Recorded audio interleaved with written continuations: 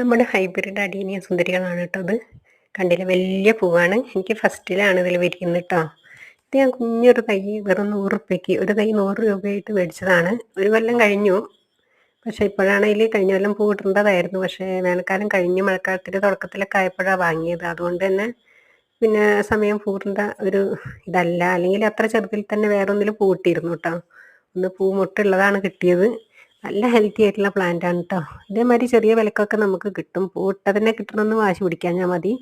ചെറിയ തൈകളൊക്കെ ആണെന്നുണ്ടെങ്കിൽ എല്ലാ കളറും കിട്ടും. ഇനി ബാക്കി കളർ കൂടി ഞാൻ പരീക്ഷണാർത്ഥം ഒരു 3 തൈ മേടിച്ചതാണ്. എനിക്ക് സക്സസ് ആയി. ഗ്രാഫ്റ്റഡ് തൈയാണ്.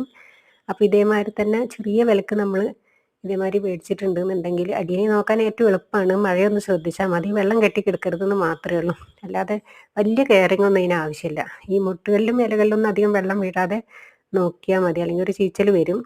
അതുപോലെ അടിഭാഗത്ത് വെള്ളം തട്ടരുത്. അതിൻ്റെ കോഡക്സ് ചീഞ്ഞു പോകും. ഞാൻ പറഞ്ഞല്ലോ, 10 ദിവസം വെള്ളം ഒഴിച്ച് 10 ദിവസത്തിൽ ഒരിക്കൽ ഒഴിച്ചാലും മതി.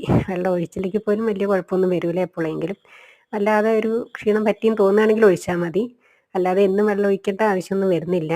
ഇനിയിപ്പോൾ 4 ദിവസം നമ്മൾ വീട്ടിലില്ലെങ്കിലും വലിയ കുഴപ്പമൊന്നുമില്ലാതെ ഇവർ നിന്നോളും. അങ്ങനത്തെ ഒരു ടൈപ്പ് ഗ്രാഫ്റ്റഡ് അഡീനിയം അങ്ങനെയാണ്. മരുഭൂമിയിലെ ഡെസേർട്ട് റോസ് എന്നാണല്ലോ അതിൻ്റെ പേര്. മരുഭൂമിയിലെ റോസാപുഷ്പം. അതുകൊണ്ട് തന്നെ നമുക്കറിയാം അതിന് വെള്ളം അത്ര അധികം ആവശ്യമൊന്നുമില്ലാതെ. കാരണം ആവശ്യമുള്ളതൊക്കെ അതപ്പോൾ കിട്ടിയപ്പോൾ തന്നെ ശേഖരിച്ച് വെച്ചിട്ടുണ്ടാവും. അതുകൊണ്ട് തന്നെ അധികം വെള്ളം ഒഴിച്ച് അതിനെ സ്നേഹിച്ച് എന്താണ് മുക്കി കൊല്ലരുത് വെള്ളത്തിൽ. നമ്മളൊന്ന് ശ്രദ്ധയോടുകൂടി കൈകാര്യം ചെയ്യണം, അത്രയേ ഉള്ളൂ കേട്ടോ. എൻ്റെ ഹൈബ്രിഡും നോർമൽ വെറൈറ്റി ഉണ്ട് കേട്ടോ. നോർമലാണ് കാണിക്കുന്നത്. ഈ സിംഗിൾ പെറ്റലൊക്കെ അതൊന്നും ഗ്രാഫ്റ്റഡ് അല്ല, സീഡ്ലിങ്സ് ആണ്.